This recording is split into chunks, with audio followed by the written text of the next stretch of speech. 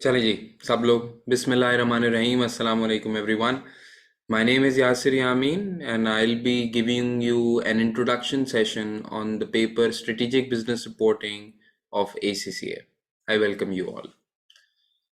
So I'll just start this session giving you an idea about the agenda, that what would be we would be covering in this session. So the basic idea is कि हम इस session के अंदर बात करेंगे आपके strategic business reporting के paper के बारे में। एक मैनेजमेंट अकाउंटिंग के अंदर एक बड़ी अच्छी कहावत है, और वो कहावत ये है कि if you fail to plan you plan to fail. यानी अगर आपने कोई काम करना है, अगर आपने किसी विजन को अचीव करना है, अगर आपने किसी टारगेट ओरिएंटेशन के साथ किसी गोल को अचीव करना है, तो if you fail to plan, अगर आपने प्लान ही ना किया, यू प्लान टू फेल। यानी आप बिल्कुल ऐसे बात समझें कि आपने फिर फेलियर प्लान कर लिया अपने लिए। So it's very important to get a fair bit of idea कि ये पेपर का कॉन्टेक्स्ट क्या है, इस पेपर के अंदर कवरेज क्या क्या है, इस पेपर का एग्जाम फॉर्मेट क्या है, मैं आपकी कैसे हेल्प कर सकता हूँ, मेरा बैकग्राउंड क्या है। तो ये सारी चीज़ें आपको पता होना ज़रूरी हैं ताकि आप प्रॉपर प्लानिंग कर पाएँ। प्रॉपर प्लानिंग होगी तो फिर ही प्रॉपर एग्जीक्यूशन हो सकती है और फिर ही प्रॉपर रिजल्ट आ सकता है। Clear? So I am a qualified chartered accountant from institute of chartered accountant England and Wales. I am a fellow chartered certified accountant from ACCA. I am a associate chartered management accountant from Institute of Cost and Management Accountants, Pakistan. And last but not the least, I also hold BSc honors degree from Oxford Brookes University in Applied Accounting. So that is, that is what I'm talking about, my, so to say, academic skill set. But before actually starting the session about SBR, I want you to know about your tutor more. तो मैं अपने बारे में आपको थोड़ा सा explain करना चाहूँगा कि भाई मेरा बैकग्राउंड क्या है। बहुत सारे लोग आप में से मुझे जानते हैं, लेकिन जो नहीं भी जानते उनको भी जान लेना चाहिए कि भाई बैकग्राउंड चल रहा क्या है। ऑलराइट। तो जी, अगर बात को थोड़ा सा आगे बढ़ाएं तो भाई मेरा बैकग्राउंड असल में है क्या।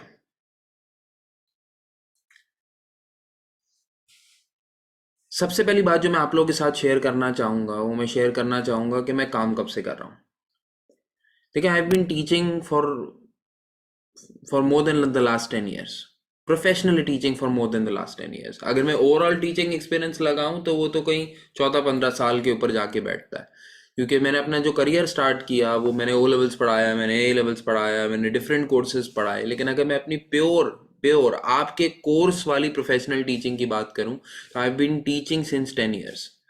और तकरीबन लगभग इतना ही मेरे पास प्रोफेशनल वर्क एक्सपीरियंस भी है। Currently I am working with Siemens Pakistan as the financial controller for one of their business units.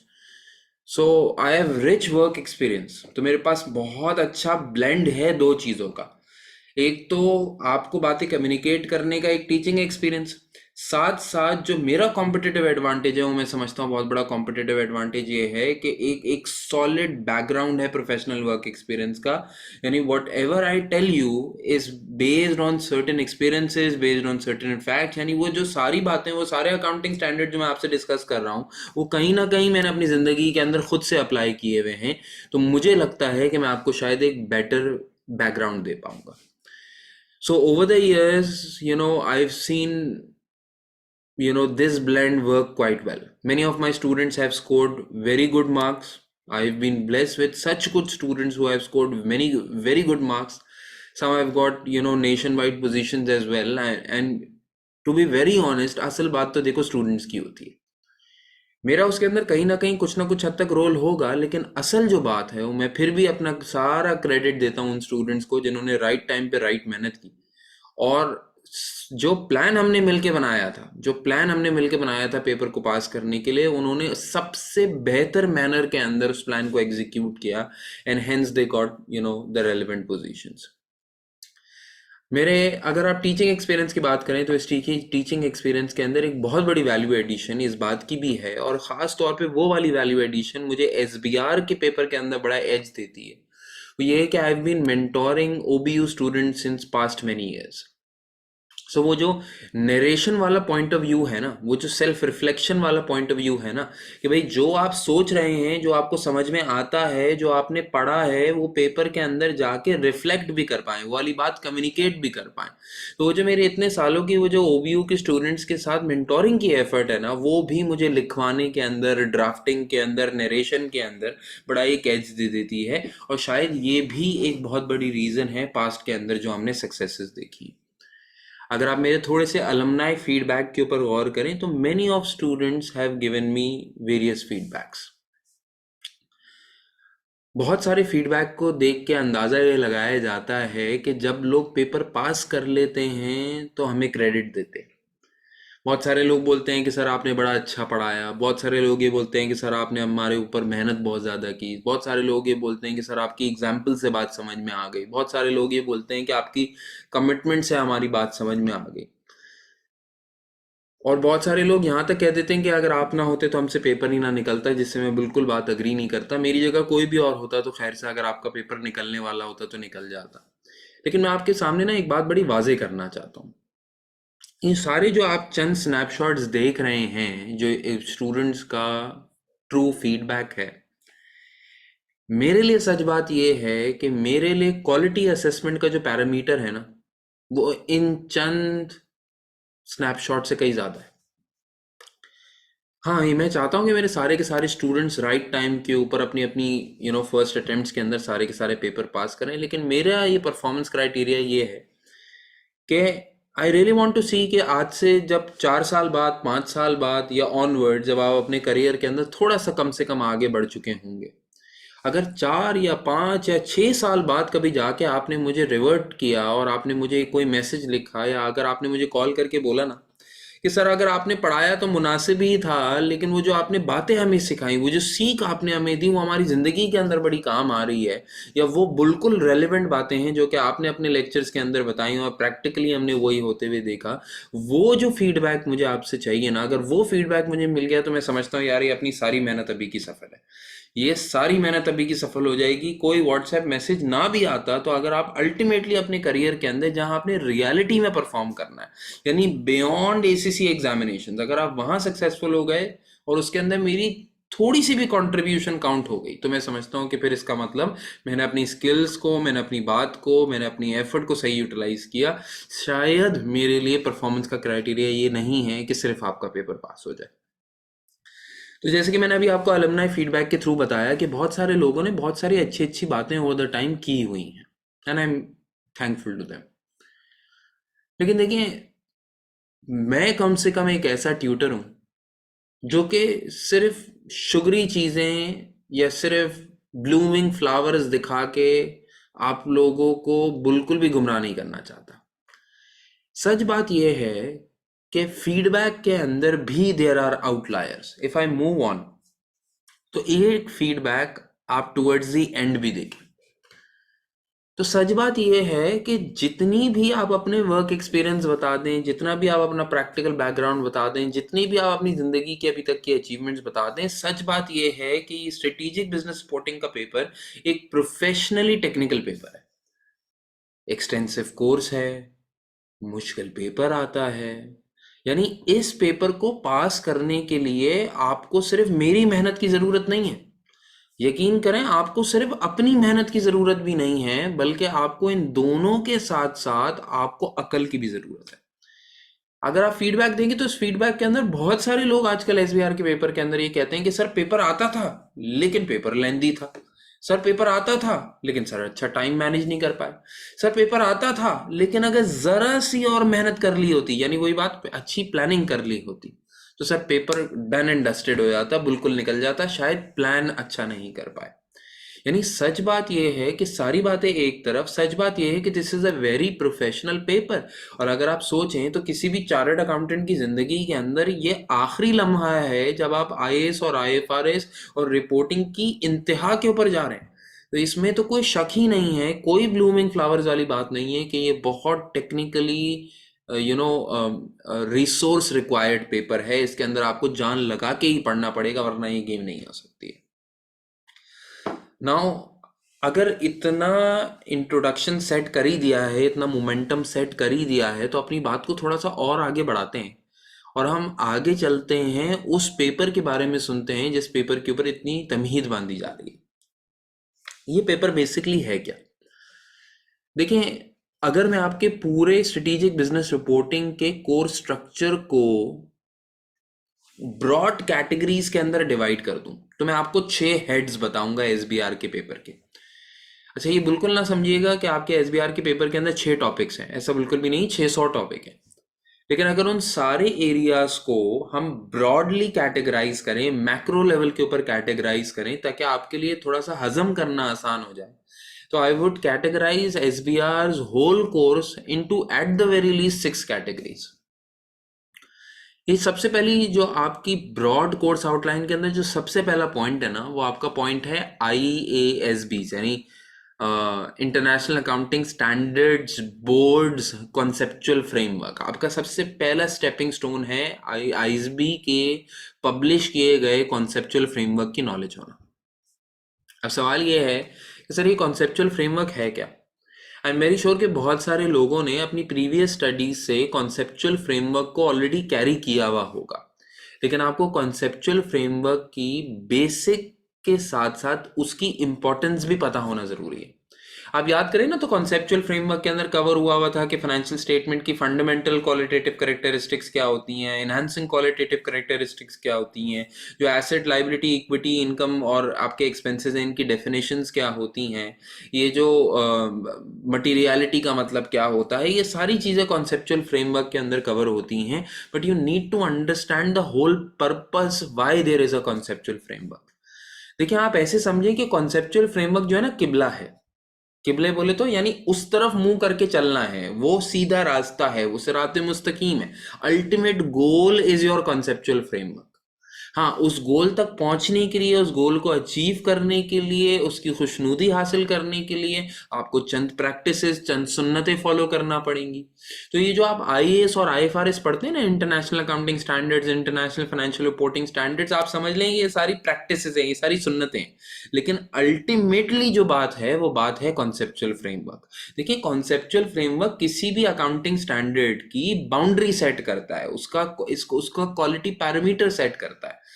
अगर कभी भी किसी भी आईएएस और आईएफआरएस को जज करना हो ना कि ये आईएएस और IFRS up to the mark है या नहीं है, या इन प्रैक्टिकल इम्प्लीमेंटेशन ये सही चल रहा है या नहीं चल रहा है, इसके अंदर कोई अपडेट आनी है या नहीं आनी चाहिए, इसको अमेंड करना चाहिए या नहीं करना चाहिए, तो कैसे जज किया जाता है? कॉन्सेप्चुअल फ्रेमवर्क के ऊपर जज किया जाता है।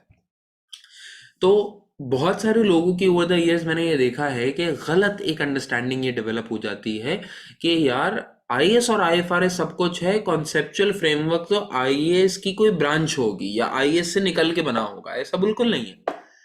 सच बात यह है कि आईएएस आईएफआरएस कॉन्सेप्चुअल फ्रेमवर्क को देख के बनता है, कॉन्सेप्चुअल फ्रेमवर्क किसी को देख के नहीं बनता। तो conceptual framework is our holy book, ये सीधा रास्ता है। और आईएएस और आईएफआरएस वो प्रैक्टिसेस हैं कि जिनको फॉलो करके आप सीधे रास्ते की तरफ चल पड़ सकते हैं, यानी कॉन्सेप्चुअल फ्रेमवर्क से ही बात स्टार्ट होती है। तो आपको एक एक इन डेप्थ फीलर होना, एक इन डेप्थ फीलर होना कि कॉन्सेप्चुअल फ्रेमवर्क क्या है, उसके अंदर खास बातें क्या की गई हैं, ये आपको पता होना इंपॉर्टेंट है। Over the history of SBR काफी बार conceptual framework as current issue, अभी बताता हूँ करंट इशू क्या होते हैं, as current issue, as part of the question, as a separate question, there is imperative evidence available कि कॉन्सेप्चुअल फ्रेमवर्क एग्जामिनेबल है और होता है वन वे और दी अदर। किसी अकाउंटिंग स्टैंडर्ड के साथ लग लगा के आ जाए, किसी और बात के साथ लग लगा के आ जाए, लेकिन इसकी वेटेज है। इस कॉन्सेप्चुअल फ्रेमवर्क के बाद आपके पास एक बहुत इंपॉर्टेंट एरिया एसबीआर के अंदर है, उस एरिया का नाम है ग्रुप अकाउंट्स, आसान जबान के अंदर बोले तो कंसोलिडेशन। अच्छा, जब आपने अपना पास्ट एफआर का पेपर पढ़ा है ना बेटा, तो उस एफआर के पेपर के अंदर आप सिंगल एंटिटी फाइनेंशियल स्टेटमेंट्स भी पढ़ते हैं और ग्रुप के फाइनेंशियल स्टेटमेंट्स भी पढ़ते हैं, फॉर्चुनेटली और अदरवाइज। स्ट्रेटेजिक बिजनेस रिपोर्टिंग के पेपर के अंदर सिंगल फाइनेंशियल स्टेटमेंट्स नहीं टेस्ट होती। यहाँ पे आप ऐसे समझ लें कि जो बेसिक पैरामीटर है वो ही मल्टीपल कंपनीज का है, वो ही ग्रुप अकाउंट्स का है। तो हम डायरेक्ट बात करेंगे ग्रुप अकाउंट्स के अंदर।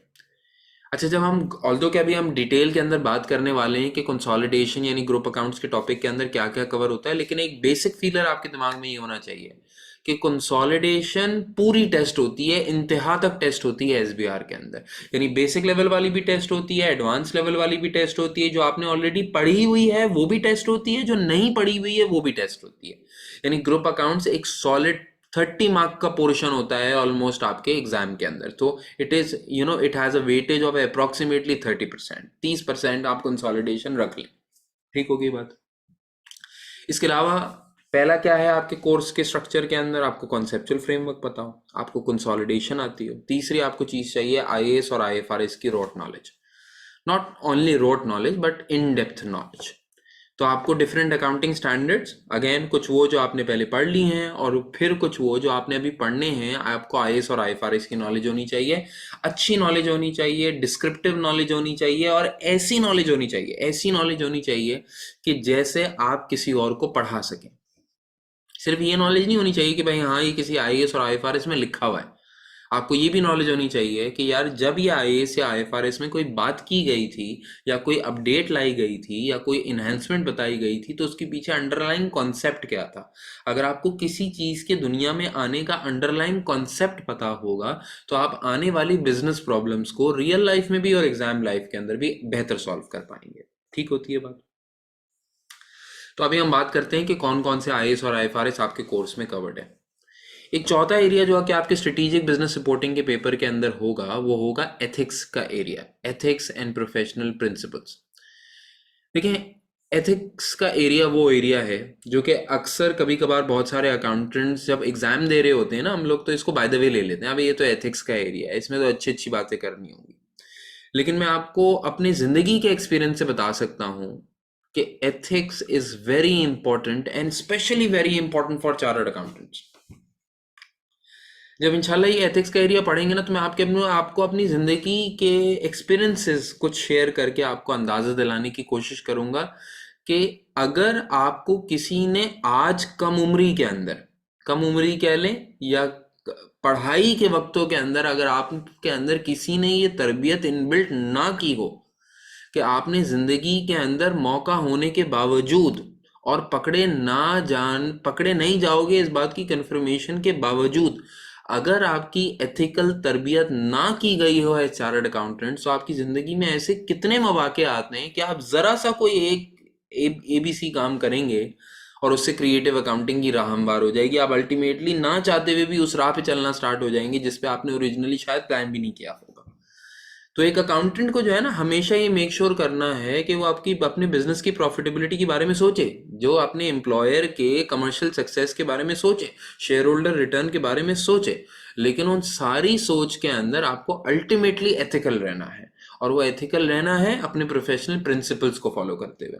आप किसी का भी अनड्यू इन्फ्लुएंस अपने ऊपर नहीं लेंगे। आप मेक श्योर करेंगे कि आप अपनी प्रोफेशनल कॉम्पिटेंस मेंटेन करें, प्रोफेशनल बिहेवियर मेंटेन करें, इंटेग्रिटी मेंटेन करें और वो काम करें जो कि होना चाहिए, रादर देन कि वो काम करें कि जिससे आपका सिर्फ फायदा हो रहा होगा या चंद लम्हों के लिए कंपनी का फायदा हो रहा होगा। राइट।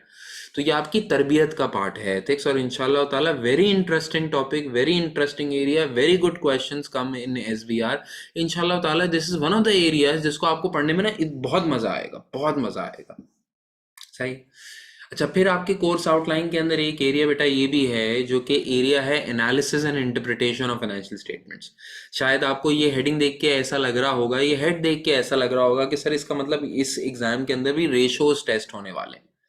एक्चुअली सच बात यह है कि आपके इस वाले हेड के अंदर शायद सिवाय ट्रेडिशनल रेशोज के सब टेस्ट हो जाता है। यानी इस हेड के अंदर हम शायद एक नए कॉन्सेप्ट की भी बात कर रहे होंगे जो कि दुनिया के अंदर अब उभरता हुआ कॉन्सेप्ट है, वो है एपीएम्स का। एपीएम्स बोले तो ऑल्टरनेट परफॉर्मेंस मेजर्स।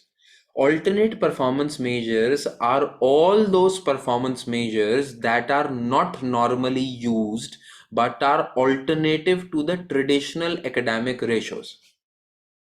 कितने अरसे से अपने सुनते आ रहे हैं ना, gross margin, net profit margin, current ratio, quick ratio, receivable days, gearing, कितने सारे रेशोज हम अपनी जिंदगी के अंदर बार बार सुनते हुए आ रहे हैं और रट गए हैं अपने को। मतलब अगर अपनी ज़िंदगी की बात करें तो हमने फाउंडेशन इन अकाउंटेंसी के पेपर के अंदर ये पढ़े, हमने F2 के अंदर पढ़े, हमने F3 के अंदर पढ़े, हमने F5 के अंदर पढ़े, जो परफॉर्मेंस मैनेजमेंट के अंदर पढ़े, F7 फाइनेंशियल रिपोर्टिंग के अंदर पढ़े, हमने ऑडिट के अंदर देखे, हमने F9 के अंदर पढ़े। वो ट्रेडिशनल रेशियोज तो हम पढ़ पढ़ के थक गए। Now today's investor has realised कि यार ये जो अकाउंटेंट्स हैं ना, ये घिसे पिटे चंद रेशियोज इन्होंने अपनी बुक्स के अंदर पढ़े हुए, और यही चंद रेशो ये हर कंपनी के ऊपर अप्लाई कर देते हैं, हर कंपनी के ऊपर अप्लाई कर देते हैं और कहते हैं कि देखो, असेस करो हमारी इस बात से कि क्या क्या परफॉर्मेंस अच्छी है या बुरी है। हालांकि टेक्निकली सोचा जाए तो इन्वेस्टर्स आज के ये सोचते हैं कि यार ये बिल्कुल एबनॉर्मल इलॉजिकल बात है कि आप अपने ट्रेडिशनल रेशोज को हर कंपनी के ऊपर अप्लाई कर दें। भाई हर कंपनी की परफॉर्मेंस को या हर इंडस्ट्री की कह लीजिए परफॉर्मेंस को जज करने का क्राइटेरिया बिल्कुल अलग हो सकता है। अब इसकी मिसाल ऐसे लें कि आजकल ये बड़ा चलता हुआ भी है, आई एम वेरी श्योर कि आप लोग देखा भी करते होंगे, आप लोग देखते होंगे ये शार्क टैंक इंडिया और ये शार्क टैंक आ रहा होता है, तो आप देखते हैं ना बहुत सारे स्टार्टअप्स आए हुए होते हैं। अगर आप कोई स्टार्टअप की परफॉर्मेंस को असेस कर रहे हैं, कोई आप किसी इन्वेस्टर को पिच करने जा रहे हैं, या आप आगे चल के हम लोग फाइनेंशियल मैनेजमेंट के अंदर पढ़ते हैं कि इनिशियल पब्लिक ऑफरिंग्स होती हैं, आप आईपीओ के लिए वैल्यूएशन करने जा रहे हैं और एक नया बिजनेस है, तो भाई नए बिजनेस के अंदर ये ग्रॉस मार्जिन या ये नए बिजनेस के अंदर नेट प्रॉफिट मार्जिन सिर्फ किसी काम का थोड़ी है। नया बिजनेस तो कैश ब्लीड करता है। नए बिजनेस के अंदर तो शायद गियरिंग रेशियो इंपॉर्टेंट है या कोई और टाइप का रेशियो इंपॉर्टेंट है। जैसे अक्सर स्टार्टअप्स के अंदर ये रन रेट वगैरह इस्तेमाल किया जाता है कि फॉर एग्जांपल रनवे कितना है उनके पास, रनवे बोले तो कितने अरसे तक इतना कैश उनके पास या फाइनेंसिंग अवेलेबल है कि जब कैश बर्न भी करते रहें हर साल, हर महीने, हर हफ्ते, हर दिन, अगर नेगेटिव कैश फ्लो में भी चलते रहें तो कितना अरसा टिक सकते हैं। तो for every type of industry, for every type of business, different set of performance measures, may be used in order to assess their true performance. तो SBR का पेपर बात ही करता है ऑल्टरनेट परफॉर्मेंस मेजर्स के ऊपर। तो alternate performance measures are all those measures जो कि आपने ट्रेडिशनली नहीं पढ़े, ट्रेडिशनल रेशियो से हट के बात की जाती है इस टॉपिक के अंदर। Again a very interesting area, very new area for you guys, और इंशाल्लाह ताला इसके अंदर भी आपको मजा आएगा। एक last but not the least जो मैंने कैटेगराइज किया है कोर्स को, आपके कोर्स के अंदर एक एरिया है जिसका नाम है करंट इश्यूज। करंट इश्यूज बोले तो करंट अफेयर्स, यानी आपके एग्जामिनर समझता ये है और आपसे चाहता ये है कि आप अपने प्रोफेशन के बारे में इतने सीरियस और अप टू डेट हों कि जो भी रीसेंट डेवलपमेंट्स अकाउंटिंग की दुनिया के अंदर या आईएएस और आईएफआरएस यानी फाइनेंशियल रिपोर्टिंग के अंदर जो भी रीसेंट अपडेट्स आती जा रही हैं उनकी नॉलेज आपको होनी चाहिए। आपको पता होना चाहिए कि भाई आजकल दुनिया के अंदर क्या चल रहा है, किस स्टैंडर्ड के ऊपर बात हो रही है, किसकी अच्छाई की बात हो रही है, किसकी बुराई की बात हो रही है, आपको पता होना चाहिए। तो आपके एग्जाम के अंदर एक करंट अफेयर्स या करंट इश्यूज का एरिया भी टेस्ट होता है। इसकी एग्जामिनेबिलिटी कोई फुल क्वेश्चन के बराबर तो नहीं होती, लेकिन part of the question, part of the question ये 4, 6, 8 मार्क का आपके एग्जाम के अंदर टेस्ट हो जाता है। करंट इश्यूज हम तकरीबन अपने कोर्स के बिल्कुल एंड में जाके करते हैं, क्योंकि ये करंट अफेयर्स होते हैं तो आपके एग्जाम के जितने करीब इनके ऊपर बात की जाए उतना ज़्यादा रेलेवेंस रखते हैं ये। तो हम करंट इश्यूज जनरली हर कोई सबसे आखिर में टच करता है। तो करंट इश्यूज बोले तो करंट अफेयर्स। तो before we move on and we look at some individual topics in very much detail, क्या क्या 6 एरियाज अपने पास कॉपी कर लीजिएगा। 6 एरियाज आपके पास हैं एसबीआर के अंदर। पहला, कॉन्सेप्चुअल फ्रेमवर्क पता होना चाहिए। दूसरा, कंसोलिडेशन आनी चाहिए। कंसोलिडेशन से भी ज़्यादा ज़रूरी ये है कि आपको आईएएस और आईएफआरएस आने चाहिए। आईएएस और आईएफआरएस आते होंगे तभी कंसोलिडेशन आपको आएगी। आपको एथिकल गाइडलाइंस जो अकाउंटेंट्स को फॉलो करनी चाहिए उसके बारे में पता होना चाहिए। आपको न्यू परफॉर्मेंस मेजर्स जो हैं, जो ऑल्टरनेट परफॉर्मेंस मेजर्स हैं, उनके बारे में पता होना चाहिए और करंट अफेयर्स के बारे में पता होना चाहिए। तभी आप स्ट्रेटेजिक बिजनेस रिपोर्टिंग के मास्टर बन सकते हैं, यानी एक इदारे के अंदर आपकी वो हैसियत हो सकती है कि आप सबको गाइड कर सकें। ठीक होती है बात। मूविंग ऑन, अगर मैं आपकी ओवरऑल ब्रॉड कोर्स कैटेगरी का कम से कम एक एरिया उठाऊं और उस पर बात करना स्टार्ट करूं, तो मैं बात करूंगा ग्रुप अकाउंट्स के ऊपर। ना ग्रुप अकाउंट्स बोले तो कंसोलिडेशन। आपकी कंसोलिडेशन बड़ी अच्छे लेवल पे टेस्ट होती है एसबीआर के अंदर।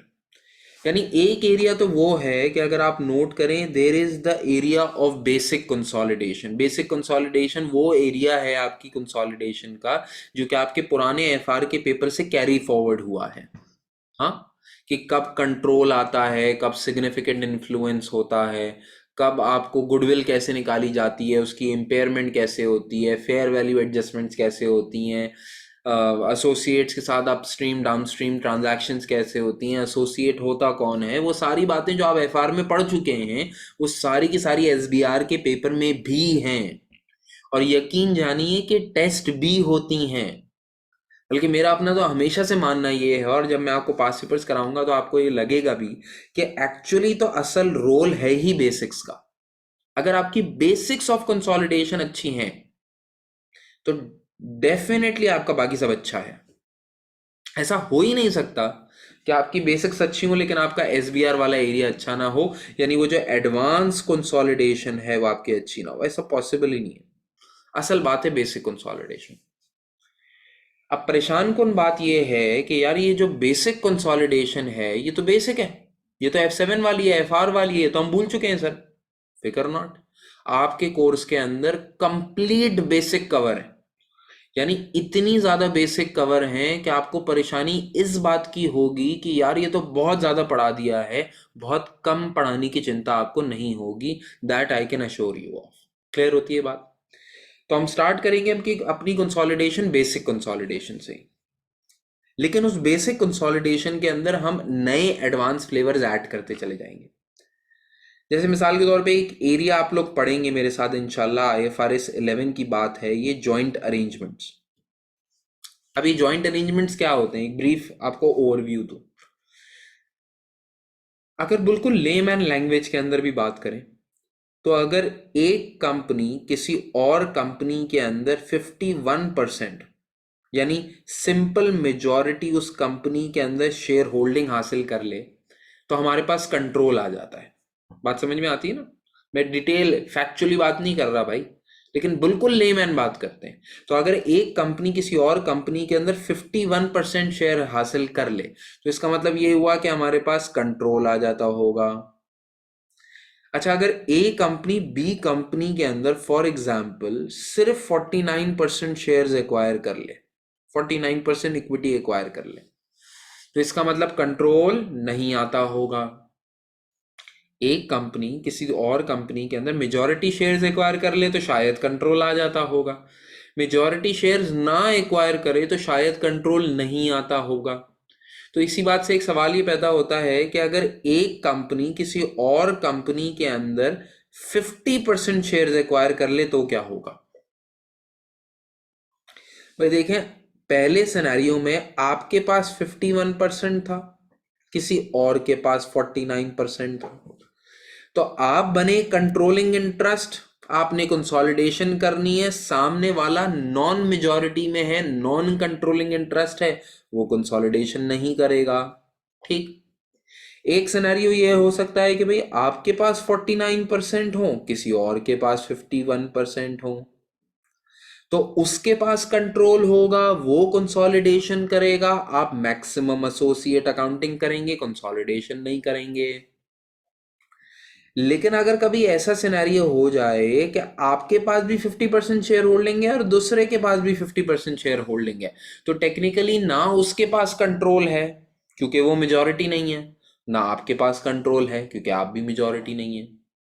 अच्छा, मेजॉरिटी नहीं है लेकिन आपके पास 50% शेयर होल्डिंग है, मेजॉरिटी नहीं है लेकिन आधी शेयर होल्डिंग आपके पास है, तो इसका मतलब आपका इन्फ्लुएंस है बिजनेस के अंदर। आपकी बात तो सुननी तो पड़ेगी भाई, मेजॉरिटी नहीं है लेकिन सुननी तो पड़ेगी, 50% तो आपके पास है। अच्छा, आपको भी उसकी बात सुननी पड़ेगी क्योंकि भाई बाकी 50% किसी और के पास है। तो अगर कभी कोई ऐसा सिनेरियो डेवलप हो जाए जिसके अंदर दोनों पार्टीज के पास कंट्रोल ना हो, बल्कि दोनों को एक दूसरे के साथ मिल बैठ के काम करना हो, सारे कोर डिसीजंस के लिए एक कंसेंसस क्रिएट करना हो, एक म्यूचुअल अग्रीमेंट क्रिएट करना हो, तो ऐसे टाइप के अरेंजमेंट्स को जॉइंट अरेंजमेंट्स कहा जाता है। और ये वाला एरिया इंशाल्लाह मैं आपको कंसोलिडेशन के साथ ही पढ़ाऊंगा, बल्कि शायद कंसोलिडेशन के एडवांस कंसोलिडेशन में सबसे पहले पढ़ाऊंगा।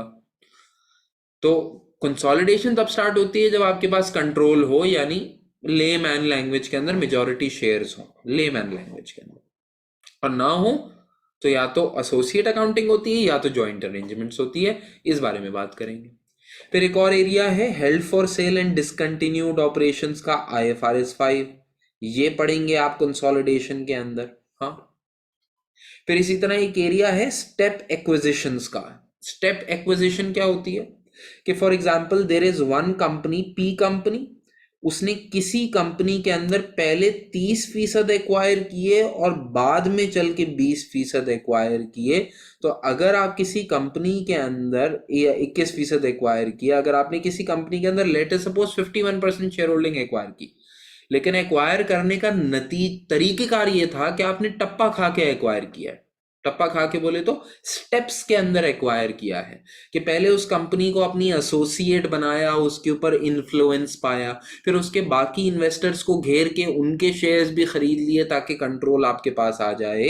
अगर आपने थोड़ा थोड़ा करके किसी और कंपनी को एक्वायर किया है, स्टेप मैनर के अंदर एक्वायर किया है, तो उसकी अकाउंटिंग कैसे होनी चाहिए हम स्टेप एक्विजिशंस के अंदर पढ़ेंगे। अच्छा, लॉजिकली सोचें, अगर स्टेप एक्विजिशंस हो सकती हैं तो डिस्पोजल्स भी तो हो सकती हैं। जरूरी थोड़ी है कि एक कंपनी दुनिया में किसी और कंपनी को खरीदे ही तो अकाउंटिंग हो। अगर एक कंपनी किसी और कंपनी को बेच दे तो भी तो अकाउंटिंग होती होगी। हम इस कोर्स के अंदर डिस्पोजल्स के बारे में भी पढ़ा करेंगे, और सिर्फ डिस्पोजल्स उतना नहीं जितना F7 के अंदर पढ़ा था, बड़े डिटेल स्टेप डिस्पोजल्स के साथ हमको पढ़ना पड़ेगा इस कोर्स में। So it is very interesting, very interesting. फिर इसी तरह एक एरिया आपके पास कंसोलिडेशन के अंदर है भाई, जिसको हम कहते हैं फॉरेन सब्सिडरीज। IAS 21 लग जाता है यहाँ पे। तो फॉरेन सब्सिडरी क्या है कि आपने किसी और कंपनी को एक्वायर किया, अपने देश में नहीं, किसी और देश के अंदर जाके एक्वायर कर लिया। तो अगर आपने मिसाल के तौर पे आप पाकिस्तान के अंदर बैठे हैं, P company is in Pakistan, और इसने किसी और कंपनी को एक्वायर कर लिया UAE के अंदर, जहां पे मिसाल के तौर पे आप पाकिस्तान में PKR करेंसी यूज करते हैं और वो लोग वहां पे उनकी फंक्शनल करेंसी जो है वो फॉर एग्जांपल दिरहम्स है। तो आप सोचें, अगर पेरेंट कंपनी पाकिस्तानी है तो उसको कंसोलिडेशन करना लाजिम है, लेकिन द प्रॉब्लम वुड बी कि पाकिस्तानी कंपनी PKR में अकाउंट्स बनाती होगी, यूई वाली कंपनी शायद दिरहम्स में अकाउंट्स बनाती होगी। PKR और दिरहम को आपस में कंसोलिडेट नहीं किया जा सकता। अगर आपकी कोई फॉरेन सब्सिडरी है और वो फॉरेन सब्सिडरी फॉरेन करेंसी के अंदर अपनी अकाउंटिंग करती है, तो आपने उस फॉरेन करेंसी की फाइनेंशियल स्टेटमेंट को अपनी करेंसी के अंदर ट्रांसलेट करना होगा, कन्वर्ट करना होगा। और वो कैसे करना होगा IAS 21 और कंसोलिडेशन का टॉपिक आपको बताएगा। ठीक है, तो अगेन वेरी इंटरेस्टिंग। और last but not the least, again आपके कंसोलिडेशन के अंदर सबसे अच्छी या सबसे मजेदार जो एरिया आपके पास ऐड हुआ हुआ है वो हुआ हुआ है statement of cash flows. Statement of cash flows, वो भी ग्रुप की, एक कंपनी की नहीं, पूरे ग्रुप की स्टेटमेंट ऑफ कैश फ्लोज आपने बनानी होंगी। Again a very interesting area, पढ़ के मजा आ जाता है उसको। ठीक होती है बात। तो ग्रुप अकाउंट्स एक बड़ा कोर और एक बड़ा समझ लें अच्छा मजेदार एरिया है आपके ओवरऑल कोर्स के अंदर।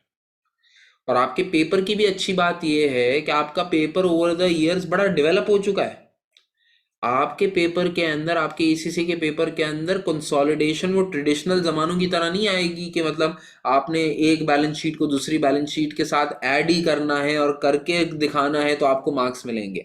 आपके आज के जमाने के पेपर के अंदर आपका एग्जामिनर आपसे कंसोलिडेशन टेस्ट करेगा, और जब करेगा तो पूरी कोशिश करेगा कि उसके अंदर आपकी लॉजिक टेस्ट करे, आपसे थ्योरेटिकल सवाल करेगा।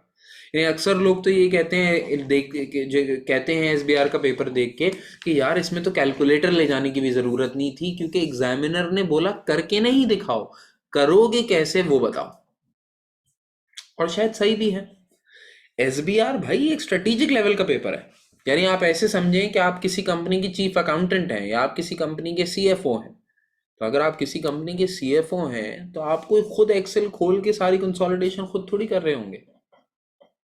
आपको पता जरूर होना चाहिए कि कैसे होगी, आपको पता जरूर होना चाहिए कि प्रिंसिपल्स कहते क्या हैं, आपको पता जरूर होना चाहिए कि आईएएस और आईएफआरएस क्या कहता है, लेकिन अपने हाथों से काम करना जरूरी थोड़ी है। उसके लिए तो आपने कोई मैनेजर रखा हुआ होगा, कोई मैनेजर अकाउंटिंग रखा हुआ होगा, कोई मैनेजर फाइनेंस रखा हुआ होगा, कोई नया बच्चा रखा हुआ होगा, वो आपके अंडर काम कर रहा होगा ना भाई। खुद थोड़ी करोगे सारे काम जिंदगी में। तो भाई एसीसीए का पेपर भी आपको बड़ा बनाता है, बोलता है भाई आपको खुद से करके दिखाना इतना जरूरी नहीं है, आपको इस तरह लिखना आना चाहिए, इतना एक्सप्रेस करना आना चाहिए कि आपको हर बात की अंडरलाइंग लॉजिक्स पता हो कि ये काम होना कैसे चाहिए। तो थ्योरेटिकल एस्पेक्ट बड़ा ज्यादा होता है आपके इस कंसोलिडेशन के सवाल के अंदर। अगर मुझसे कोई ये पूछे ना कि F7 की कंसोलिडेशन में और SBR की कंसोलिडेशन में कोर फर्क क्या है, व्हाट इज द मेजर फर्क, तो मेजर फर्क ये है कि SBR की जो कंसोलिडेशन है ना उसमें अकाउंटिंग स्टैंडर्ड्स भी आते हैं, और F7 की कंसोलिडेशन के अंदर सिर्फ कंसोलिडेशन आती है, कोई अकाउंटिंग स्टैंडर्ड्स नहीं आते। यानी कहने का मकसद ये हुआ कि ग्रुप अकाउंट्स को सीखना बेमकसद है, बेमानी है, अगर आपको ये वाला टॉपिक नहीं आता। और मैं किस वाले टॉपिक की बात कर रहा हूं, मैं बात कर रहा हूं आईएएस और आईएफआरएस की। आईएएस और आईएफआरएस इस कोर्स की जान है। अगर आपको आईएएस और आईएफआरएस आता है तो आपको ग्रुप अकाउंट्स भी समझ में आएंगे, आपको बाकी कोर्स भी समझ में आएगा। अगर आपको आईएएस और आईएफआरएस नहीं आता तो फिर इसका मतलब आपको कुछ नहीं आता। अब मैंने आपके कोर्स के अंदर जितनी भी आईएएस और आईएफआरएस है, मतलब जितनी भी आईएएस और आईएफआरएस दुनिया में होते हैं और आपके लिए एग्जामिनेबल हैं, मैंने उन सबको दो कैटेगरीज के अंदर आपके सामने वाली स्लाइड के अंदर डिवाइड कर दिया। एक तो वो हैं जो कि एसबीआर स्पेसिफिक अकाउंटिंग स्टैंडर्ड्स है। एसबीआर स्पेसिफिक अकाउंटिंग स्टैंडर्ड्स वो अकाउंटिंग स्टैंडर्ड्स है मेरी नज़र में जो कि या तो आपने एफआर में नहीं पढ़े थे, या अगर आपने एफआर के पेपर में पढ़े भी थे तो अब एसबीआर में उसकी एक्सटेंडेड वर्जन एग्जामिन होने वाला है, या उसका इन डेप्थ वर्जन एग्जामिन होने वाला है, सो मच सो कि आपको दोबारा पढ़ना जरूरी हो जाएगा। तो SBR specific accounting standards are those accounting standards जो कि या तो आपने आज तक पढ़े ही नहीं है, या अगर पढ़े हैं तो उनको स्पेसिफिकली दोबारा पढ़ना जरूरी है ताकि आप एग्जाम के अंदर अपेयर हो पाए। So you see there are many areas which we need to test upon. इसमें से बहुत सारे ऐसे अकाउंटिंग स्टैंडर्ड्स हैं जो कि आपने नहीं पढ़े हुए पहले। मिसाल के तौर पे आईएएस 19 नहीं पढ़ा हुआ आपने, आपने आईएएस 24 नहीं पढ़ा हुआ आपने, आपने आईएएस 34 नहीं पढ़ा हुआ आपने, आपने आईएफआरएस 2 शायद हमारा सबसे पहला अकाउंटिंग स्टैंडर्ड आपने नहीं पढ़ा हुआ, आईएफआरएस 1 आपने नहीं पढ़ा हुआ। तो बहुत सारे ऐसे एरियाज हैं जो कि आपने पहले पढ़े भी नहीं हैं, हम इंशाअल्लाह ताला इस कोर्स के अंदर पढ़ेंगे। हैविंग सेड दैट बहुत सारे ऐसे अकाउंटिंग स्टैंडर्ड्स भी हैं जो आपने पहले पढ़े हुए हैं। मिसाल के तौर पे आईएएस 38 इंटेंजिबल एसेट्स आपने पहले पढ़ा हुआ है, तो आपको एक बार रिकॉल करना होगा मेरे साथ कि आपने पास्ट में क्या पढ़ा हुआ है, उसकी एक्सटेंशंस को समझना होगा और मेरे साथ पास्ट पेपर को अटेम्प्ट करना होगा, तो आपकी पेपर की तैयारी होना स्टार्ट हो जाएगी। तो अगर आप देखें ना तो देर आर 7 रोज हेयर और 3 कॉलम है, तो 21 स्पेसिफिक एरियाज में आपको पढ़ने को कह रहा हूं in the category of IAS and IFRS. 21 areas. इस 21 एरिया में से शायद आधे एरियाज वो हैं जो आपने ऑलरेडी पहले पढ़े हुए हैं, उनको रिकॉल करना है, तो लोड आधा हो गया। और शायद आधे वो हैं जो कि बिल्कुल शुरू से पढ़ने पड़ेंगे, तो इसका मतलब 50% एफर्ट तो आपको करनी ही करनी पड़ेगी। बाकी कुछ आपके अकाउंटिंग स्टैंडर्ड्स वो हैं जो कि एफआर के कैरी फॉरवर्ड अकाउंटिंग स्टैंडर्ड है, पुराने जमाने के नॉलेज को आपको कैरी फॉरवर्ड करना है। ये वो अकाउंटिंग स्टैंडर्ड्स हैं जिनको हम अपने कोर्स के दौरान बड़ी स्पेसिफिकली तो डिस्कस नहीं करते। यानी ये वो अकाउंटिंग स्टैंडर्ड्स हैं जिनके ऊपर अभी इतना टाइम नहीं लगाया जा सकता आपकी एग्जाम के हालात की वजह से, क्योंकि एग्जाम में टेस्ट इतना नहीं हो रहे होते। तो बिल्कुल इनको पूरा शुरू से ABCD पढ़ने की कोई ज़रूरत नहीं है इन अकाउंटिंग स्टैंडर्ड्स की। हाँ, ये एग्जामिनर की गिवन अजम्पशन है कि आपको इनके बारे में पता जरूर होगा। यानी आपको आइडिया होगा कि IAS 23 बोले तो बोरोइंग कॉस्ट, और बोरोइंग कॉस्ट का मेन मकसद क्या था IAS 23 का, कि अगर आपके पास कोई क्वालिफाइंग एसेट है और उस क्वालिफाइंग एसेट की एक्विजिशन, कंस्ट्रक्शन या प्रोडक्शन के अंदर कोई भी बोरोइंग कॉस्ट आती है तो वो बोरोइंग कॉस्ट कैपिटलाइज हो जानी चाहिए है, ताकि वो आज कैपिटलाइज हो, आगे चल के जो है डिप्रिशिएट हो जाए। ये वाली बातें आपको पता होनी चाहिए। आपको पता होना चाहिए भाई, बेसिक आपको पता होना चाहिए कि भाई गवर्नमेंट ग्रांट IAS 20, जब भी किसी कंपनी को कोई ग्रांट मिले तो उसने उसी दिन इनकम रिकॉर्ड नहीं करनी, उसने उसकी इनकम रिकग्निशन का पॉइंट ऑफ व्यू वही होना चाहिए, पैटर्न वही होना चाहिए जो कि एक्सपेक्टेड बेनिफिट्स का है। तो जिस मैनर के अंदर आप उस ग्रांट से फायदा उठा रहे हैं या उस ग्रांट से फायदा उठा रहे हैं, उसी मैनर के अंदर ग्रांट की इनकम रिकग्नाइज होनी चाहिए है। आप याद करें तो पास से आपको थोड़ा थोड़ा रिकॉल होगा, और थोड़ा ही होना जरूरी है, कि हम एंट्री बनाया करते थे बैंक डेबिट, डेफर्ड या एडवांस इनकम क्रेडिट, और आहिस्ता आहिस्ता करके उसको अमोर्टाइज किया करते थे। यही वाली बात आपको बेसिक लेवल के ऊपर पता होना जरूरी है। अगर आपने बहुत सालों पहले कोई IFR पढ़ा था तो आप एक बार अपने पुराने नोट्स खोल के या पुराने लेक्चर्स को देख के आप एक बार रिकॉल कर सकते हैं, वरना कोई स्पेसिफिकली ज़रूरत नहीं है। मेरे हिसाब से ये वाला कंटेंट बड़ा बड़ा बड़ा वॉल्यूमिनस है। आप ये कर लें तो इंशाल्लाह ताला आपको अच्छी सपोर्ट पेपर के पॉइंट ऑफ व्यू से मिल जाएगी। ये मैंने आपसे दो एरियाज बड़े स्पेसिफिकली डिस्कस किए। मैंने आपके साथ एक ग्रुप अकाउंट्स का एरिया बड़ा डिटेल में डिस्कस किया अभी, और एक IAS और IFRS का एरिया आपके सामने up to some extent detail में प्रेजेंट किया। आपके कोर्स का 80% टाइम लगेगा इन दो टॉपिक्स के अंदर। We will start with IAS and IFRS, then we will go to consolidation. Consolidation के दरमियान भी बहुत सारे IAS और IFRS हो रहे होते हैं, तो हम पहले कुछ चंद 7-8 IFRS करेंगे, IAS IFRS करेंगे, फिर हम कंसोलिडेशन में एंटर होंगे, और कंसोलिडेशन करते करते कुछ IAS और IFRS कर रहे होंगे। ये ओवरऑल आपके स्टिपुलेटेड टाइम का, आपकी गिवन टाइम का 80% कंज्यूम कर लेगा। बाकी जो 4 एरियाज है ना, इन दो को हटा के वो आपका सिर्फ 20% टाइम कंज्यूम करेंगे। तो आपने भी 80% एफर्ट इन दो टॉपिक्स के ऊपर करनी है, क्योंकि बाकी 20% जो बाकी एरियाज के ऊपर आपको सिर्फ 20% एफर्ट करनी होगी। तो मेक श्योर कि आप मेहनत करें सही जगह पे। सिर्फ मेहनत करने से कुछ नहीं होता। हाँ, आप एथिक्स का चैप्टर या APMs का चैप्टर आप 10 बार पढ़ लें, लेकिन पेपर इन दो टॉपिक्स से मेजरली बनना है, कंसोलिडेशन और IAS और IFRS। तो मेहनत सही जगह पे, सही वक्त पे, सही अमाउंट के अंदर करेंगे तो ही वारे में बात बैठेगी, वरना वारे में बात नहीं बैठेगी। क्लियर होती है बात? ये सारी बातें एक तरफ, लेकिन भैया समझना पड़ेगा कि पेपर कैसा आएगा। भैया देखें, आपके पेपर के दो सेक्शंस हैं, सेक्शन A और सेक्शन B, दोनों 50-50 मार्क के। अच्छा, दो सेक्शंस हैं और दोनों सेक्शन 50-50 मार्क के हैं, और दोनों सेक्शन के अंदर दो दो सवाल आएंगे। जो आपका सेक्शन A है ना, उस सेक्शन A के अंदर पहला क्वेश्चन होगा 30 मार्क का, और होगा इंशाल्लाह किस बारे में, ग्रुप फाइनेंशियल स्टेटमेंट्स के बारे में। कुछ IAS और IFRS का एरिया टेस्ट हुआ हुआ होगा उसके अंदर, लेकिन लार्जली किसके ऊपर होगा, कंसोलिडेशन के ऊपर। तो जो मैं आपसे कह रहा था ना कि कंसोलिडेशन समझें कि 30 मार्क का है, 30% वेटेज है कंसोलिडेशन की, वो इसलिए कह रहा था क्योंकि आपका एग्जाम का पहला सवाल ही कंसोलिडेशन होता है। सही हो गया? तो आपके पास 30 मार्क्स की आएगी कंसोलिडेशन। सेक्शन A के अंदर बाकी 20 मार्क आता है कुछ अकाउंटिंग स्टैंडर्ड, और उसके साथ मिला हुआ होता है एथिकल इम्प्लीकेशंस वाला एरिया, एथिक्स का एरिया। डिस्टिंक्शन क्रिएट करने के लिए आप ऐसे समझ लें कि क्वेश्चन नंबर 2 एथिक्स का होता है, और कुछ रिपोर्टिंग स्टैंडर्ड उसमें दली भी होती है।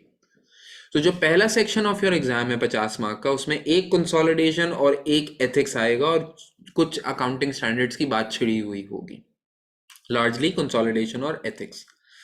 जो आपका सेक्शन B है, उस सेक्शन B के अंदर प्योर फोकस होगा किसी सिनेरियो या केस स्टडी के ऊपर, और उस केस स्टडी के अंदर आपने फाइनेंशियल रिपोर्टिंग की जो इम्प्लीकेशंस एग्जामिनर ने बयान की हुई होंगी उनके ऊपर बात करनी होगी कि भाई इस सिनेरियो के अंदर अकाउंटिंग ऐसी नहीं होनी चाहिए, ऐसे होनी चाहिए, ऐसे होनी चाहिए, वैसे होनी चाहिए, ये वाला अकाउंटिंग स्टैंडर्ड लग सकता है यहाँ पे, ये वाला अकाउंटिंग स्टैंडर्ड ये वाली बात कहता है, वो वाला अकाउंटिंग स्टैंडर्ड वो वाली बात कहता है। एक सिनेरियो बेस्ड या एक केस स्टडी बेस्ड आपके पास सिनेरियो आया हुआ होगा क्वेश्चन नंबर 3 के अंदर। याद रखिएगा क्वेश्चन नंबर 3 और क्वेश्चन नंबर 4 जो सेक्शन बी के दो क्वेश्चन है वो 25-25 मार्क के होंगे। तो उसमें से पहला सवाल जब सिनेरियो और केस स्टडी बेस्ड आपके पास आएगा तो आपने किसी की प्रॉब्लम को सॉल्व करना होगा या आपको किसी को प्रिंसिपली एडवाइस करना होगा कि अकाउंटिंग स्टैंडर्ड इस तरीके की ट्रांजैक्शन या इस तरीके के सिनेरियो के बारे में XYZ कहता है। अगर आपके IAS और IFRS अच्छे होंगे ना तो ऑटोमेटिकली क्वेश्चन नंबर 3 अच्छा हो ही जाएगा।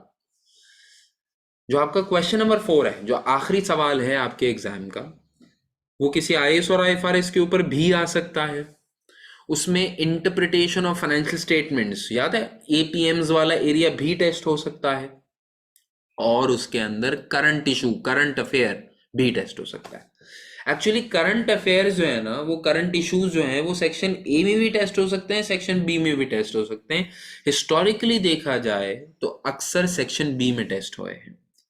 तो सेक्शन बी डायनामिक है, उसके अंदर अच्छा खासा एरिया रिपोर्टिंग स्टैंडर्ड्स का होगा, फिर APMs का होगा और फिर कुछ करंट इशू का होगा।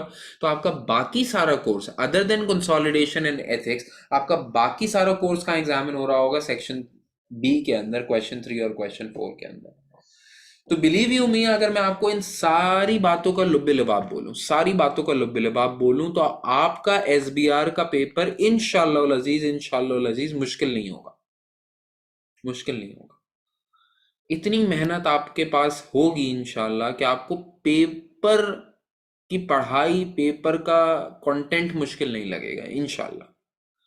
जो मुश्किल होगी ना, जो मुझे लगता है, जिसका मुझे डर होता है अक्सर बच्चों के लिए अपने, वो ये मसला ही होता है about time. So you just have 3 hours and 15 minutes to complete this this strategic professional paper, SBR। तो आपको टाइम मैनेजमेंट और अपनी प्रोफेशनलिज्म का सही दिखावा करना होता है उस पेपर के अंदर।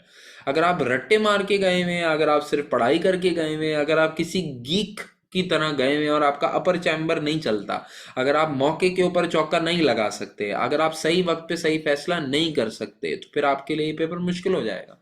कंटेंट वाइज मुश्किल नहीं होगा, मैनेजमेंट वाइज मुश्किल हो जाएगा। बात समझ में आ रही है? तो वो 3 hours and 15 minutes की गेम होती है, उसमें जिसने गेम दिखा दी उसने दिखा दी, पेपर मुश्किल नहीं। ये मेरा आपसे बिल्कुल क्लियर कहना है, पेपर मुश्किल नहीं। आपके पेपर के अंदर 2 प्रोफेशनल मार्क्स भी हैं, दो professional marks, 2 professional marks in each section. तो मार्क्स तो मिलेंगे ही मिलेंगे, मिलेंगे ही मिलेंगे आपको, आपको टेंशन लेने की जरूरत ही नहीं है, बस टाइम मैनेजमेंट। मैं आपको सच बात बताऊं, दिस गोज विदाउट सेइंग, मैं अगर आपकी जगह पेपर दे रहा हूं, यानी आज से मैं पढ़ना स्टार्ट कर रहा हूं और मैं आपकी जगह पेपर की तैयारी करना स्टार्ट कर रहा हूं, तो पता है मैं क्या करता? मैं आज यानी एक्सेल के अंदर फॉर्मूला लगाता टुडे, और टुडे से लेकर एग्जाम से 20 दिन या 25 दिन या 15 दिन, बेस्ड ऑन आप कौन सी वाली अटेम्प्ट दे रहे हैं, बड़ी अटेम्प्ट दे रहे हैं, छोटी, मतलब जैसे मार्च या सितंबर जा रहे हैं, जून या दिसंबर जा रहे हैं, बेस्ड ऑन कितना टाइम आपके पास मौजूद है, मैं आज से लेके उस दिन तक, जिस यानी जब आपका पेपर है उससे 15 दिन पहले या 20 दिन पहले या 25 दिन पहले तक का एक बेंचमार्क बना लेता, और मेक श्योर करता कि मिसाल के तौर पे अगर मैं जून के लिए जा रहा हूं तो आज से लेके जून के अपनी एग्जाम डेट से 25 दिन पहले मैं अपने सारे लेक्चर, सारे क्वेश्चंस जो मैं आपको क्लास में करा रहा हूं वो सब खत्म कर लूं। मैं आज से लेके उस दिन तक की डेट निकालता, उसके दरमियान नंबर ऑफ डेज देखता और अपना एक पूरा प्लानर बनाता, how will I complete my lectures and homeworks and class works, how will I do it. You need to make a plan. You need to make a plan. See how many hours of lectures do you have. See for it. अपना एक plan बनाए। Plan अच्छा या बुरा होना मसला नहीं होता। मैं आपको बताऊं, जिंदगी के अंदर आपका विजन ना होना जितना बड़ा मसला है ना, विजन ना होना जितना बड़ा मसला है, वो गलत या सही विजन होना इतना बड़ा मसला नहीं। और ये सारे इंसानी ज़माने के अंदर ये कांस्टेंट है। वो सारी कौमें जिनको कुछ नहीं पता था, जिनका कोई विजन नहीं था, जिनके पास मैसेज पहुंचा ही नहीं था, वो सब खुली गुमराही के अंदर थे। सब खुली गुमराही के अंदर थे। लेकिन जब उन्होंने देखा, उन्होंने चीज़ों को प्लान किया, उन्होंने चीज़ों की तरतीब देखी, तो चीज़ों की तरतीब आपको सही राह पे लेके चलती है। और फिर जैसे जैसे आपके पास इंफॉर्मेशन अवेलेबल होती चली जाए, जैसे जैसे वक्त करीब आता चला जाए, जैसे जैसे आपके पास फेवरेबल या एडवर्स वेरिएंसेस आते चले जाएं against your plan, so you can always adjust your plan, that is fine, but you need to have a plan. तो आज की डेट देखें, जिस दिन आप ये पढ़ाई करना स्टार्ट कर रहे हैं, आपने एग्जाम डेट से 25 दिन पहले की डेट देखें, उसको मार्क करें, और फिर उन डेट्स के बीच में अपना एक वर्कलोड बनाएं। वर्कलोड, और वर्कलोड जो होना चाहिए ना मेरे भाई बहनों, वो कंसिस्टेंट होना चाहिए। अजीब अहमकाना वर्कलोड प्लान ना बनाए। वर्कलोड प्लान ये हो कि आप मिसाल के तौर पे भाई हर रोज आपको 2 घंटे निकालने हैं, या हर वीक के इतने घंटे निकालने हैं, या हर 3 दिन बाद, 3 दिन के अंदर इतने घंटे आपको निकालने। एक proper plan for your own self बनाइए। जब तक ये नहीं बनाएंगे तब तक मैं आपको बता रहा हूँ, you are wasting your time. बहुत सारे बच्चे ये कॉमन मिस्टेक कर चुके हैं, जिसके जिसके लिए मैं आपको खबरदार कर रहा हूँ, ये मत करना। बहुत सारे बच्चे क्या करते हैं, वो लेक्चर्स देखना स्टार्ट करते हैं, वो क्लासेस लेना स्टार्ट करते हैं, और लेते लेते लेते लेते लेते लेते बिल्कुल एग्जाम के दिन के करीब आ जाते हैं। अच्छा, उसमें सारा कोर्स तो कंप्लीट हो चुका होता है, सारी बातें पढ़ तो चुके होते हैं, सर ने जितना कराया वो तो सब समझ में आ रहा होता है, लेकिन खुद की प्रैक्टिस नहीं हुई होती। जब तक आप एसीसीए के प्रैक्टिस प्लेटफॉर्म के ऊपर जाके पूरे पूरे पास पेपर, कम से कम 2 3 4 पास पेपर खुद से सॉल्व नहीं करेंगे ना, अंडर एग्जाम एनवायरनमेंट के अंदर बैठ के, तो आपको कभी भी कंफर्टेबल नहीं लगेगा एक रियल लाइफ के एग्जाम के अंदर जाने के लिए। अरे यार, अमिताभ बच्चन भी जब फिल्म के लिए काम कर रहा होता है तो रिहर्सल करता है। आप कौन है? आप बगैर रिहर्सल के पेपर में जाएंगे तो आपके साथ क्या होगा? आपको शॉक लगेगा। बहुत सारे बच्चे जो कि प्रैक्टिस प्लेटफॉर्म के ऊपर प्रैक्टिस नहीं करके गए होते, और सफिशिएंट और एग्जाम एनवायरनमेंट वाली प्रैक्टिस नहीं करके गए होते, वो जब नया पेपर देखते हैं ना, तो अक्सर लोगों की तो जान ही निकल जाती है सिर्फ पेपर को देख के। 15 मिनट के तो शोक का ऐलान हो जाता है, आम तातील हो जाती है सिर्फ पेपर के शक्ल को देख के। फेयर ऑफ अननोन, इंसानी फितरत है कि उसको हर उस चीज से डर लगता है जो कि अननोन है, जो उसको पता नहीं है। तो इंसान जैसी कोई नई चीज एकदम से देखता है ना, और उस नई चीज के ऊपर उसका इम्तिहान होता है, उसका एग्जामिनेशन होती है, तो डर जाता है। You get afraid. और वो जो 15 20 मिनट, आधा घंटा आप अपने पेपर को ज़ाया करते हैं, सारे सवाल पढ़ते रहते हैं, कोई तरतीब नहीं होती कि पहला कौन सा करना है, दूसरा कौन सा करना है, बस चलते रहते हैं चलते रहते हैं, आपका पेपर पूरा सत्यानाश हो जाता है, पूरा सत्यानाश हो जाता है। तो it's very important that you practice. Make sure that out of the total gross time available till your exam, आप 75% टीचिंग्स के ऊपर फोकस करें, 25% सेल्फ वर्किंग के ऊपर फोकस करें। अगर 25% आपने अपने पेपर के लिए इंडिपेंडेंट एफर्ट नहीं की ना, independent of teacher, independent of classes, independent of everything, अगर आपने अपनी सेल्फ मोटिवेटेड मेहनत नहीं की, तो आई एम टेलिंग यू कि कोई फायदा नहीं है। आप पेपर में या तो बहुत अच्छा स्कोर नहीं कर पाएंगे, या जो है आप गॉड फॉरबिड पास ही नहीं कर पाएंगे। तो मेक श्योर कि 20 to 25% should be your self driven मेहनत। खुद चीज़ों को देखना, खुद आइडेंटिफाई करना, खुद पास पेपर रीड करना, खुद एनालिसिस करना। बट ये याद रखना, ये जो 20 to 25% ऑफ सेल्फ एफर्ट है ना, ये आखिरी 20 to 25 है, पहला 20 to 25 नहीं है। अब यहाँ पे एक कॉमन मिस्टेक क्या हो सकती है कि मेरी बात सुन के आप आज से खुद वाली मेहनत स्टार्ट कर दें। यार क्यों ना मैं एक काम ये करूं कि बगैर पढ़े पास पेपर खोल के देखता हूँ मुझसे होता है या नहीं होता। अरे भाई, आप बेवकूफ़ हैं। या बहुत सारे बच्चे ये करेंगे कि यार एक अकाउंटिंग स्टैंडर्ड पढ़ा ना, एक अकाउंटिंग स्टैंडर्ड पढ़ा या दो अकाउंटिंग स्टैंडर्ड पढ़े, पास पेपर खोल के बैठ जाएंगे कि यार चलो, ओ भाई ओ भाई, ये स्ट्रेटेजिक प्रोफेशनल पेपर है, इसमें जब तक सब्सटेंशियली तुमने पूरा कोर्स नहीं पढ़ लिया ना, तुम पास पेपर की तरफ, फुल पास पेपर की तरफ देख भी नहीं सकते। तो my point what I am trying to say is कि आपने आखिर का 20 से 25% टाइम अपने लिए स्पेयर रखना है, ताकि आप खुद की मेहनत करें आखिर में, नॉट स्टार्ट में। स्टार्ट में हम आपके दोस्त हैं, तो जो हम आपको कह रहे हैं आप वो करें, इंशाल्लाह ताला आपको कामयाबी मिलेगी। राइट होती है बात। तो having taken up so much of your time, I would like to end this, and I would like to thank you for your time. Or I'm always available for a for any relevant question. सिर्फ एक बात मैं अपने अक्सर लोगों से कहता हूँ, मैं दोबारा एम्फेसाइज भी करूंगा, कभी कभार मेरे साथ ये मेरी मेरी बुरी आदत है, I take this on myself, कि मैं कभी कभार फौरन रिस्पॉन्ड नहीं कर पाता लोगों को, अपनी मसरूफियत की वजह से, ऑब्वियस सी बात है, रिस्पॉन्ड नहीं कर पाता। तो उसके अंदर बुरा ना बनाए, बुरा ना माने, इतने इतने टची और सेंटी होने की कोई ज़रूरत नहीं है, हैं कि सर 10 मिनट हो गए आपने मुझे रिप्लाई नहीं किया, ऐसे नहीं। This is not being professional, बच्चों जैसी बात है ये। तो अब बड़े हो गए हैं तो बड़ों वाली बातें भी करनी पड़ेंगी। दूसरी बात ये कि मैं बहुत हद तक कोशिश ये करता हूँ कि आप लोगों को ना प्रोफेशनली भी ग्रूम करूँ। एक चीज़ होती है जिसको मैं हमेशा अपने पास में, अपने लेक्चर्स में भी कहता रहा हूँ, एक चीज़ होती है बिल्ली माइंडसेट। बिल्ली माइंडसेट क्या होता है कि आप मासूम बन जाते हैं, और बिल्ली होती है ना, एक cat, cat is a lovable animal, it loves to be loved, it loves to be cared, temper होना चाहते हैं। बट डोंट बी अ बिल्ली, don't try to get yourself pampered, be a professional.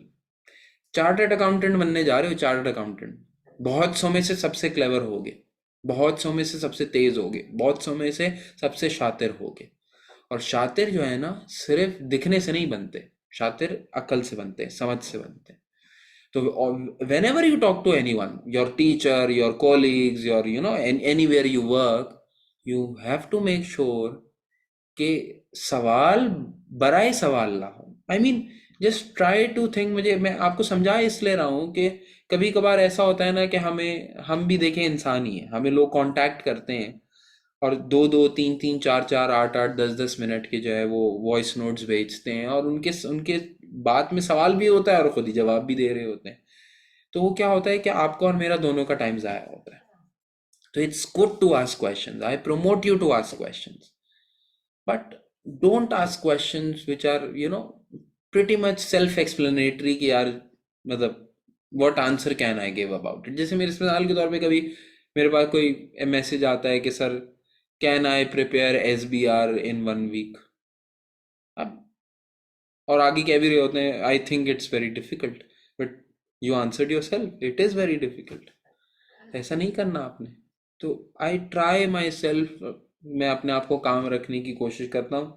कभी कभार excitement भी हो जाती है, लेकिन आप लोगों ने भी मेक श्योर करना है कि you ask questions, what how many questions you want to ask, you can ask, but I would be very happy if you ask technical questions, if you ask questions which are study oriented, which are your examination oriented, not just questions जो कि question बराए question होता है, जिस सवाल का जवाब आपको खुद ही पता हो, पूछने का कोई फायदा नहीं है।